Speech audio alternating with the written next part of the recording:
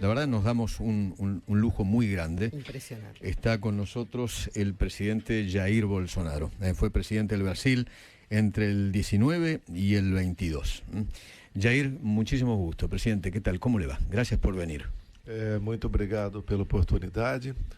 É um prazer estar aqui num país vizinho, irmão, que desde antes, e mais como presidente, fizemos o possível para que a Argentina cresça, que bons vizinhos façam com que o nosso país também cresça e evolua.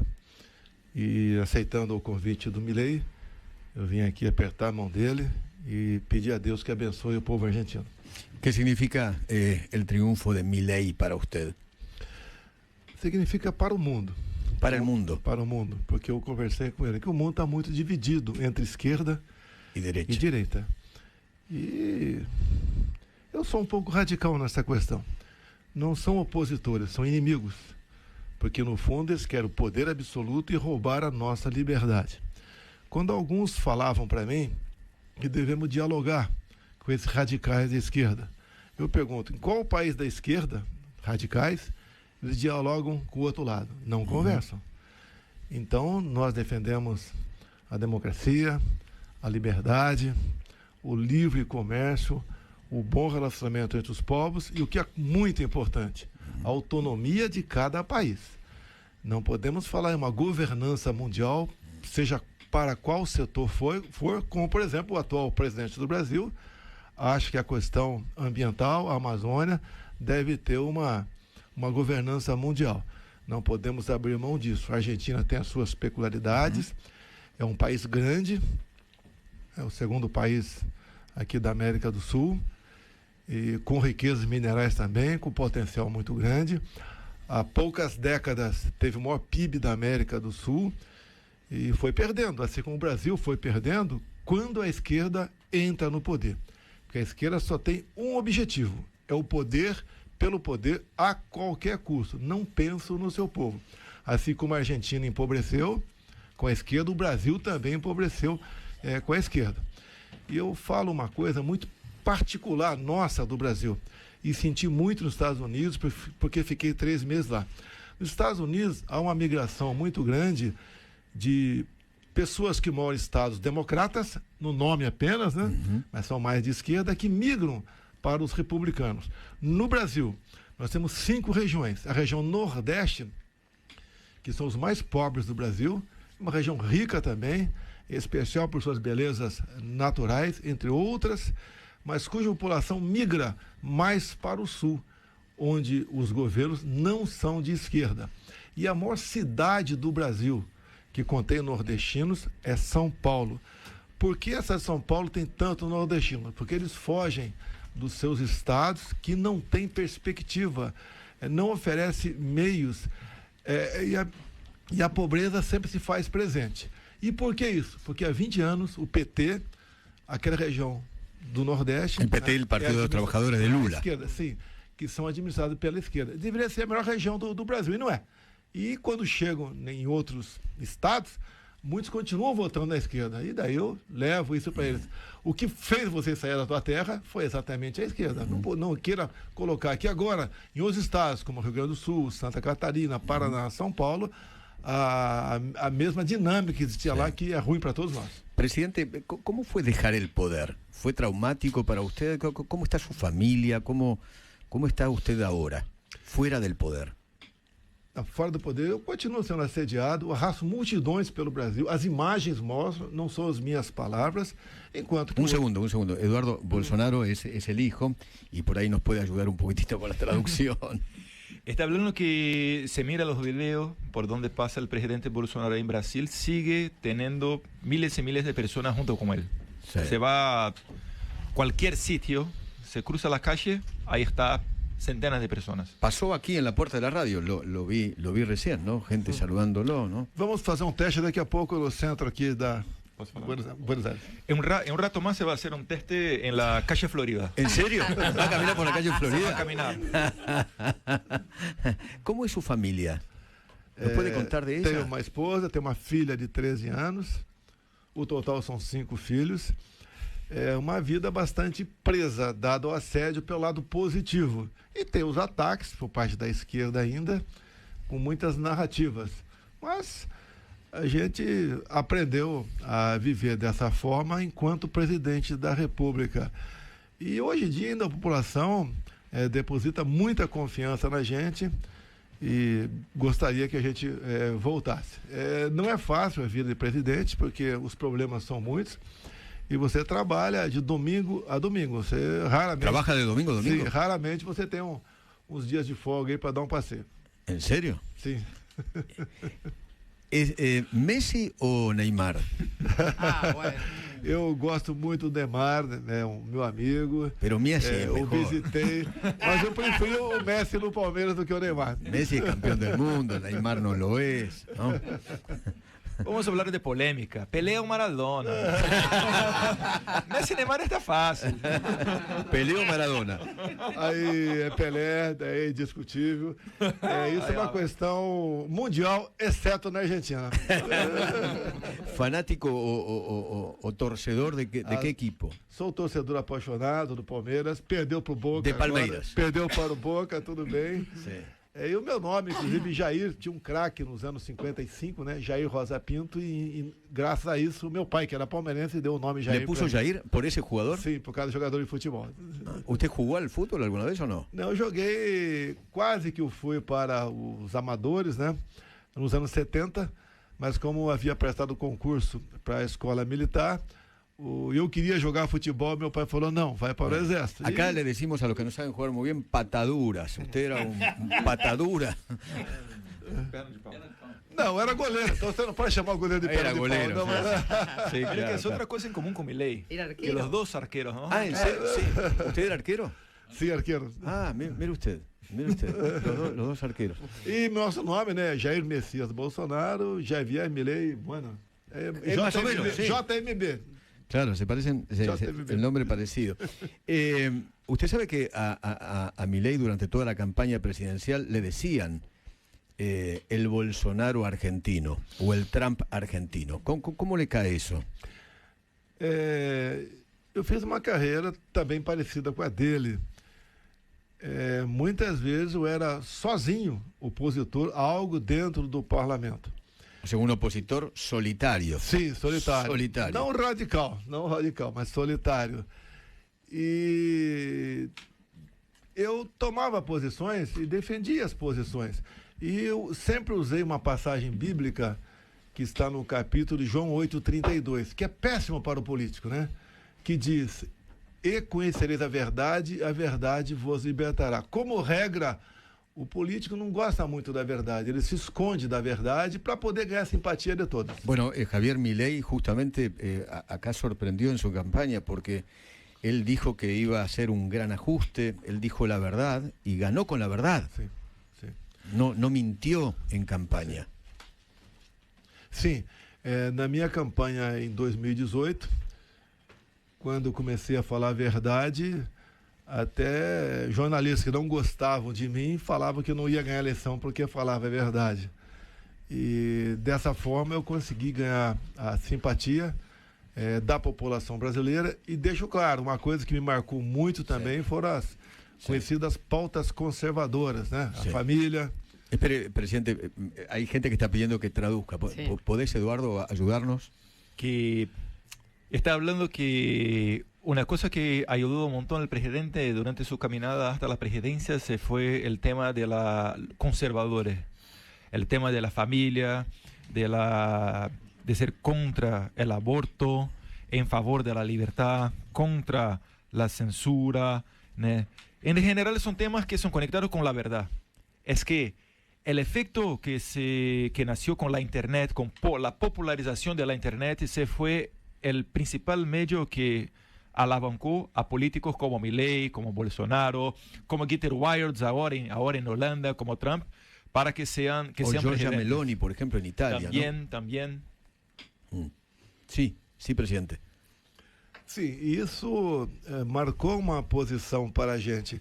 Essa pauta conservadora de família pesa muito no Brasil e acredito que na Argentina também pela nossa origem judaico-cristã. A usted también, perdón, presidente, a usted también le decían que era nazi, fascista, Sim. de ultraderecha. São as acusações contra a gente e exatamente o contrário, né? Quando se fala em fascismo, é o Estado. E eu diminui o peso do Estado no Brasil. Eu desburocratizei muita coisa. Nós criamos uma lei conhecida como a Lei da Liberdade Econômica, que fez com que o Brasil suportasse melhor os impactos da pandemia, né, na questão econômica. Sí, Eduardo, ¿qué? Está hablando que todo que he acusado de izquierda, los zurdos, contra el presidente Bolsonaro, se pasó que la verdad es que es justo el revés. Cuando se habla que son fascistas, en la realidad fascismo es un sistema que centraliza el poder. Y lo que se pasó es que el presidente Bolsonaro lo descentralizó.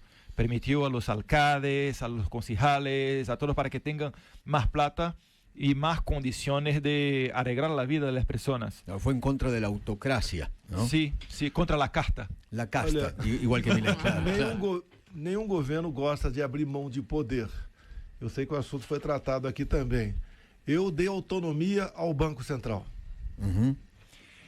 Por ejemplo, hasta el presidente Bolsonaro se fue ahí al punto de Eduardo Bolsonaro, un estadista tan grande que abrió mano del poder que tenía él, a punto de dar autonomía al Banco Central. Autonomía al Banco Central. Porque casi siempre que se pasa que... Independencia, digamos. Sí, la sí, independencia del Banco Central es clave. Sí, les encanta hacer intervenciones, Sí, claro. poner arriba, poner abajo el interés y todo eso, como sabés, la devaluación de la moneda. Y el presidente Bolsonaro no salió, sacó el Estado de poner sus manos adentro del Banco Central. E tomamos algumas medidas que os banqueiros não gostaram. Nós criamos no Brasil lá algo que é conhecido como PIX. Ou seja, eu aqui com esse telefone celular transfiro para alguém do Brasil, qualquer importância, e ele para mim paga minhas contas sem qualquer taxa. Ou seja, sem a sua ida, sem a sua participação junto com qualquer estabelecimento bancário, pagando alguma coisa. Sim. E os banqueiros perderam bilhões de reais com essa atividade, com essa inovação nossa. ¿Puedes explicar, Eduardo? Así que hasta incluso creó un sistema de transferencia bancaria sin impuestos, automática, que las personas pudieran hacer mucho más transacciones. Entonces dio mucho más libertad y todo sin impuestos. Esto, por supuesto, se quedó que Eso a los banqueros no les gustó los nada. banqueros odiaran esto. Odiaran. Sí. Entonces mira que Bolsonaro con la independencia, porque se fue electo sin acuerdos con grupos de intereses, sin acuerdos con políticos, con la casta como habla Milei, le dio la independencia suficiente para que ponerse adelante los intereses de las personas. Okay. Uma coisa muito importante na economia nossa, começou com o governo Temer, mas nós fomos ao final. Nós praticamente eliminamos o sindicato das questões trabalhistas brasileiras. Ok. ¿Le puedo preguntar sobre el conflicto de Hamás-Israel? Porque yo he leído que el presidente Lula ha tenido una posición muy pro-palestina, muy pro-Hamás, ¿no? Muy pro-terrorismo. Me gustaría saber su posición. Eu sempre fui admirador do Estado de Israel. Só um milagre explica a existência do Estado de Israel. Neste episódio, para você ver a enorme diferença entre eu e o Lula, eu desde o começo estive do lado de Israel e disse que eles tinham o direito de lutar contra os terroristas, coisa que o presidente Lula não aceita tratar o Hamas como terrorista. Sí. Es importante que esto lo traduzca muy Sí. bien. Que desde el principio siempre he creído que la existencia del Estado de Israel es un milagro, que desde siempre también Lula se ha ponido al lado de los terroristas y Bolsonaro justo al otro lado, siempre dando la posibilidad de defensa al Estado de Israel para que luche contra los terroristas. Eu falo milagre porque é um pequeno pedaço de terra que não tem petróleo, não tem praticamente nada, não tem recursos minerais e vários países na vizinhança, né, nunca foram simpáticos a Israel. E um ou outro ainda quer e tem como objetivo final a eliminação do Estado de Israel. Israel sobrevive graças à tecnologia, ao esforço de um povo e, no meu entender, o milagre de Deus também. Que Israel tiene un territorio chiquito, que hasta no hay petróleo ni muchos recursos naturales. Por eso habla que se fue un milagro la existencia de Israel. Y también igual los vecinos, hay muchos que no les gusta, les molesta esta presencia de Israel. Entonces ahí está sobre el milagro. Israel sobrevive gracias por cuenta de su tecnología para su defensa. O sea, para usted, Lula es pro-terrorismo. Sim. Lula es pro-Hamas. Sim, e falo com conhecimento de causa. Em 1990, 33 anos atrás, criou-se o Foro de São Paulo. Exato. E por ocasião da criação, Lula estava presente, Fidel Castro presente e as Farc, Forças Armadas Revolucionárias da Colômbia, um grupo terrorista, que inclusive manteve Ingrid Betancourt, uma senadora colombiana sequestrada por 6 anos na selva. Y hasta habla porque conoces a Lula da Silva, que sos pro-terrorista, incluso por cuenta de que en 1990 he creado el Foro de São Paulo, un grupo que reunió no solamente Lula y Fidel Castro, pero también los guerrilleros de las FARC, las Fuerzas Armadas de Colombia, que incluso sequestraron a la senadora colombiana Ingrid Betancourt por 6 años. Tá, inclusive, o Lula sempre esteve ao lado de Fidel Castro, defende a ditadura de Daniel Ortega, da Nicarágua, um governo inclusive que prende padres, expulsa freiras, praticamente ataca as religiões porque ele vê como um obstáculo ao seu projeto de poder absoluto a essência da religião.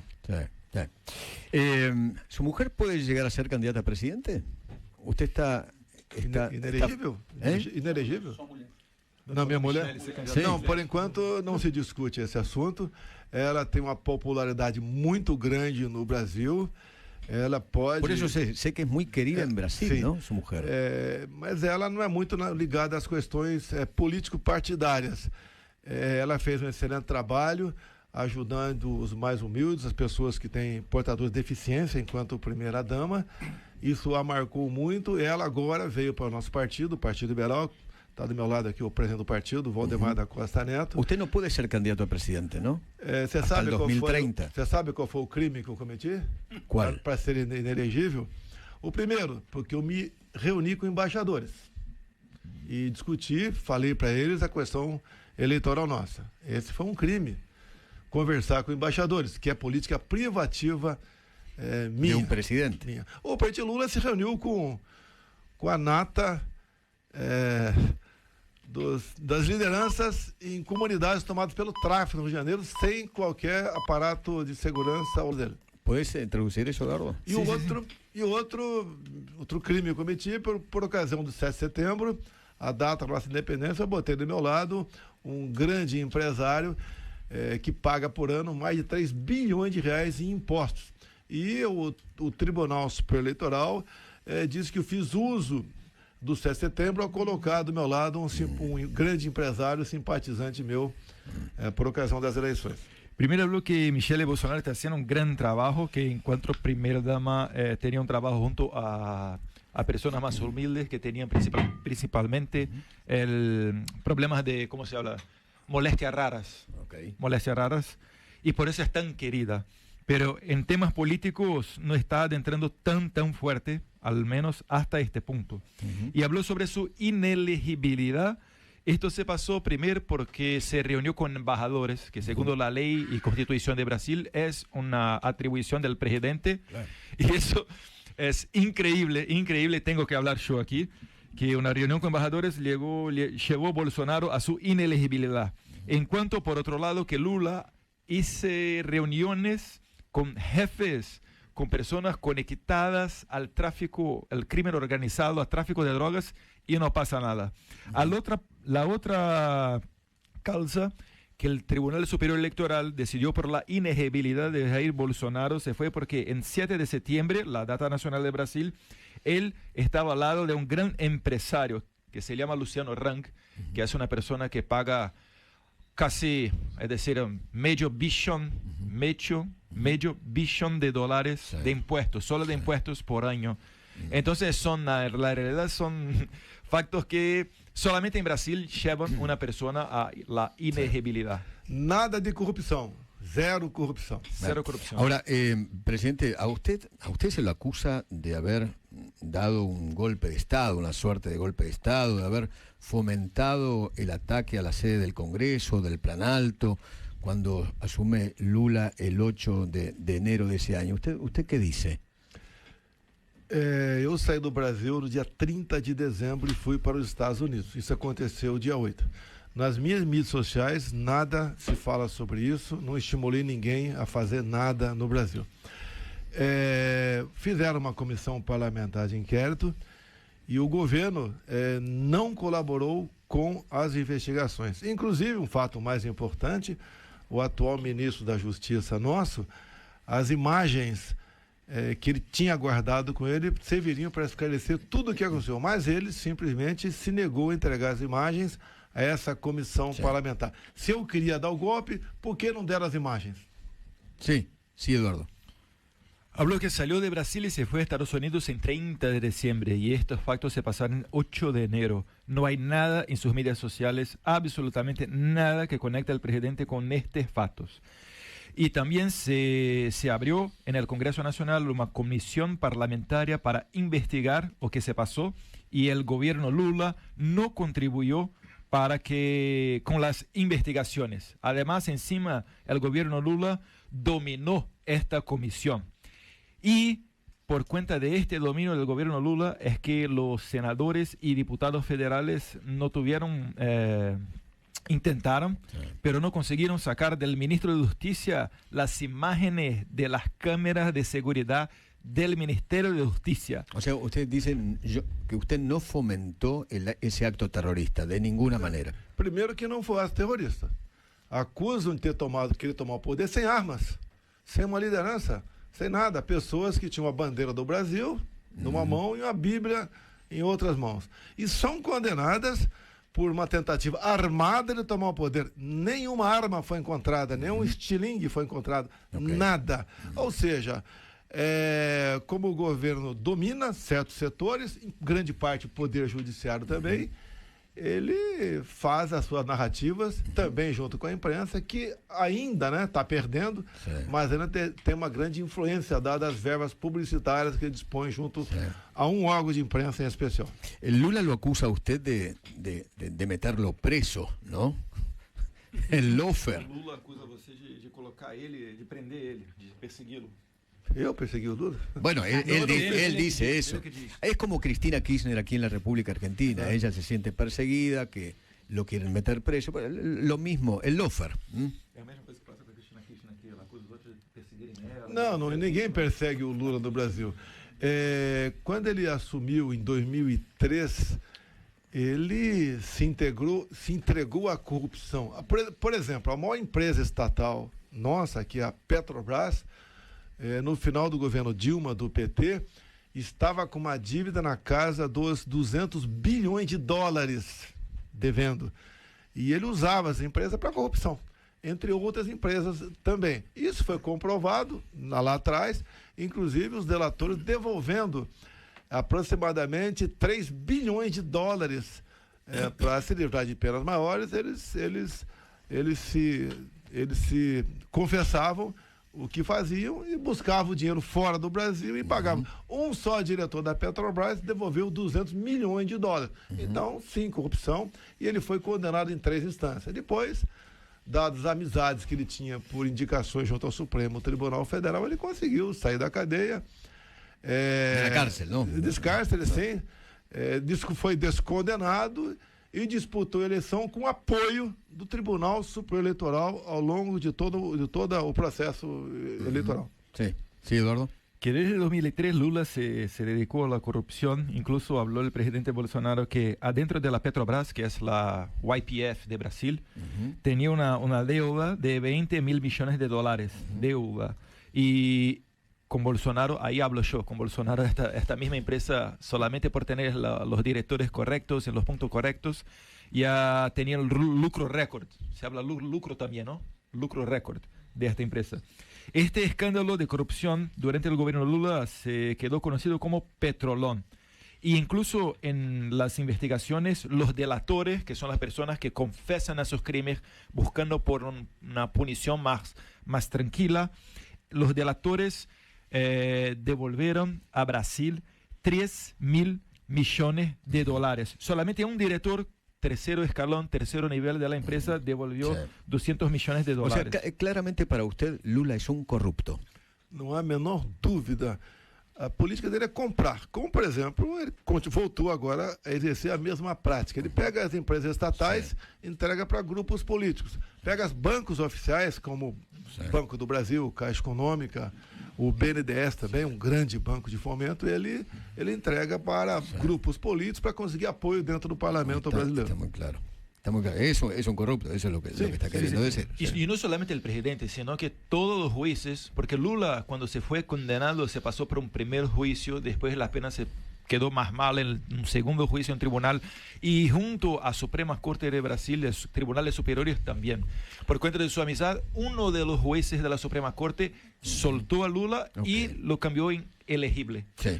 O ministro muito importante do Lula, Antônio Palocci, em delação premiada, você vê as imagens, ele diz, inclusive, que no final do seu governo, ele arranjou uma conta no exterior para Lula e outra para Dilma, de aproximadamente 200 milhões de dólares.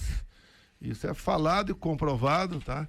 Então não tem dúvida quem foi o Lula e quem é no momento. Agora, ele tem um poder muito grande junto às pessoas mais pobres, as menos esclarecidas, de convencê-las, como por exemplo na campanha que ia dar picanha para todo mundo, todo fim de semana. Populismo puro. Cerveja. Sim. Populismo puro. Esto se pasó con ustedes también, ¿no? Sí, igual. Promesas de asado y cervecita. Exactamente. Y al final destruyen la churrasquera donde se hace el asado. Exactamente. Y ahora Lula quiere nombrar, creo que a su abogado, ¿no? Al doctor Dino. Sim. En la Corte Suprema de Justicia. Al Também. ministro Flavio Dino. Nós temos 26 estados no Brasil. ¿Usted lo ha catalogado de comunista? Sim, ele integrou o Partido Comunista do Brasil. Ele fala que é apaixonado por Lenin. Y Lula por lo Stalin, quiere en la Corte. E quer na corte, sim. Há um desequilíbrio muito grande entre o Poder Judiciário e o Legislativo. Sí. Tá? E essa diferença vai aumentar mais caso o Flávio Dino chegue lá. E dos 26 estados do Brasil, o Flávio Dino, Partido Comunista do Brasil, comandou o estado do Maranhão. E é o pior estado do Brasil nos índices de pobreza. Es que Lula está indicando su ministro de Justicia, Flavio Dino, para la Suprema Corte. Y Flavio Dino antes se fue gobernador de la provincia de Maranhão, que es la provincia que tiene los peores números de todos de Brasil. Como si fuera Concordia, acá. Más o menos. Sí. Este tipo se fue miembro del Partido Comunista de Brasil y habla con mucho orgullo que es comunista. Sí. ¿A usted le achacaban? Inclusive o Flávio Dino, quando perdeu uma eleição nos anos 2010 aproximadamente, ele criticava as urnas eletrônicas, falava que não eram confiáveis e eram possíveis serem fraudadas. E por eu ter feito críticas com comprovação no mesmo sentido, também foi uma causa da minha inelegibilidade. Sobre el voto electrónico, ¿no? Sim. Sobre el voto electrónico. Eletrônico puro, sem qualquer papel. Nem na Venezuela se tem o voto eletrônico. Nesse referendo agora aqui do Esequibo, que é um assunto bastante polêmico, o Maduro deu uma lição de moral no Brasil, falando, olha, aqui a eleição é na máquina, mas não é como em outros países. Aqui tem um papel também. Até que enfim o Maduro acertou uma, né? Nunca acertou nada na vida, acertou uma que é o voto no papel. Maduro no pega una. Presidente, ¿nos puede aclarar qué pasó con los regalos saudíes que usted vendió? ¿Lo acusan de eso? Los presentes de Arabia Saudita. Presente? Sim, esos presentes, esos regalos. É muito comum você receber presentes, todos os presidentes recebem. O Lula mesmo usa um relógio E a lei brasileira... Lula usa um relógio de relógio. Quem se Jacques dá? Chirac. Jacques Chirac. Inclusive, na lei brasileira, diz que os presentes personalíssimos, que quem classifica não sou eu, quem classifica é um órgão especial independente, classificou relógios e joias como personalíssimos. E na lei está escrito que são meus e eu posso doar, posso vender, claro, e se eu morrer, fica para os meus herdeiros. Sim. E conflita com uma decisão do Tribunal de Contas da União, que não é o órgão para regulamentar nada, o Tribunal de Contas da União diz que, dado ao valor, é do Estado. Então tem esse impasse. Agora, todos os presentes que pediram para mim, eu entreguei. Hasta hoy Lula habla que utiliza un reloj que se fue regalado por el expresidente de Francia, Jacques Chirac, que es como al menos $20,000 que el precio. Y quien habla si un presente es un regalo para el Estado de Brasil o si es un regalo para la persona del presidente, es un servidor, un funcionario público que no se fue nombrado por el presidente.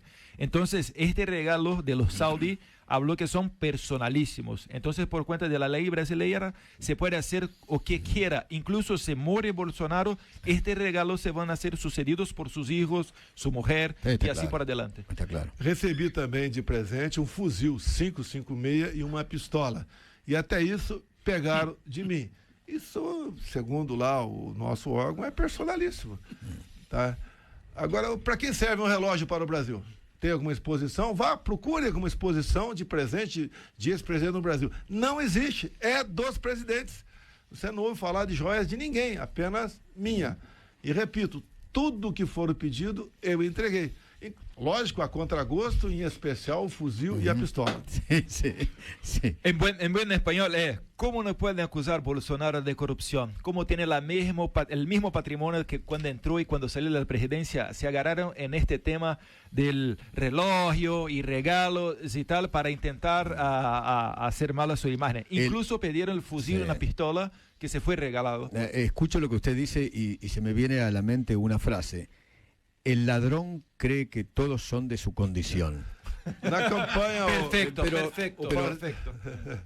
Me acusaram de comprar 100 imóveis numa região de São Paulo para parentes meus, durante a campanha. Não acharam nada, não vou achar. E agora estamos investigando nos Estados Unidos, que teria comprado mais de 20 imóveis nos Estados Unidos também.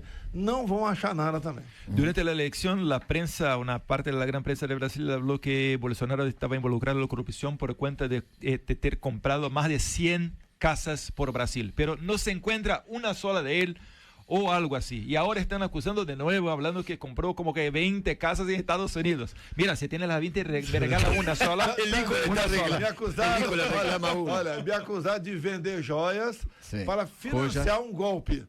Joias para financiar também um golpe. Tem essa acusação. E no momento recebendo uma acusação muito grave de importunador de baleias no Brasil. Explica aí que é uma piada de... Sí. Esta me queda un tiempo para explicar porque es muy, muy raro, ¿vale? Se empezó una investigación en Brasil ahora por cuenta de... Hay un video de una persona en jet ski en el mar. Sí. Y se aproximó como 15 metros de una ballena. Una ballena. Y se empezó una investigación para ver si en el jet ski se fue el presidente Bolsonaro, porque esto configura un crimen de molestar la ballena. Sí. 1 a 4 anos de cadeia é a pena que já botaram, que eu vou cumprir brevemente, por importunar um cetáceo. 4 años en el cárcel por importunar la ballena. Discúlpeme, presidente, ¿tiene miedo de ir preso? Porque tiene tantas acusaciones. No Brasil, o que mais se vê hoje em dia é inocentes sendo presos. Tem pessoas que nem entraram em nenhum prédio público e já foram condenadas pela última instância, porque 8 de janeiro. Essas pessoas foram para a última instância, não teve primeira, segunda, terceira, a 17 anos de cadeia. Se você, por exemplo, discutir no Brasil urna eletrônica, se tiver mandato, você perde o mandato e fica inelegível.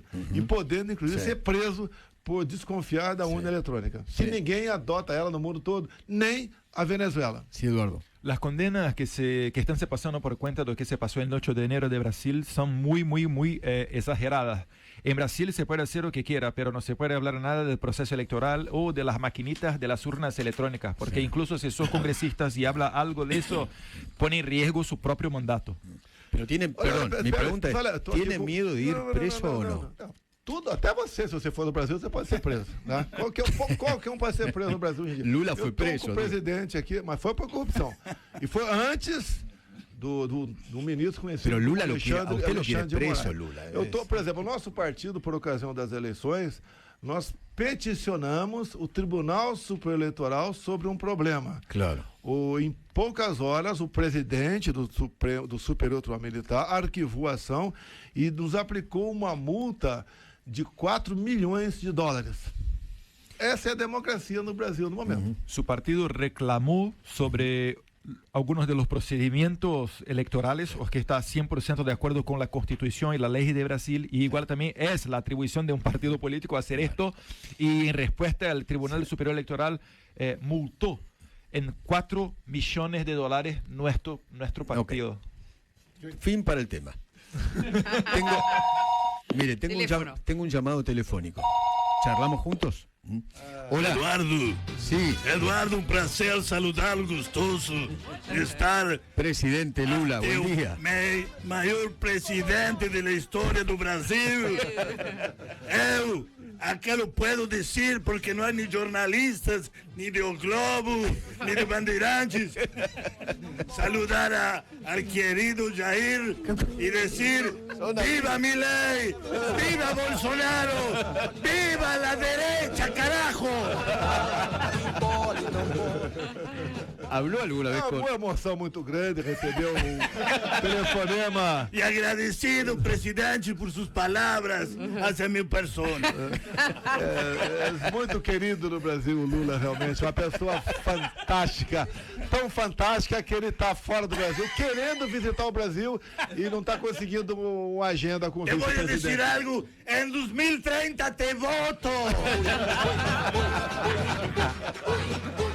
Presidente, le agradezco tanto que haya venido, tanto. Y le agradezco mucho también el regalo, ¿no? Este vino con su nombre, Bolsonaro. Eu não sou muito apreciador de vinhos, mas eu concordo, né? Yo tampoco tomo mucho vinho vino, argentino é muito bueno. Sí, le agradezco mucho haber venido. La verdad que para nosotros es un lujo que haya estado en los estudios de Radio Mitre. Gracias, presidente, por todo. Obrigado e quero dar um abraço no Milei e pedir a Deus que abençoe o povo argentino, um país muito importante, que só com bons vizinhos nós podemos ser grandes. E sempre respeitando as características de cada país y a su soberanía acima de todo. Presidente, gracias. Un gusto muy grande. Gracias. Señores, el presidente Jair Bolsonaro en nuestros estudios. Ya venimos.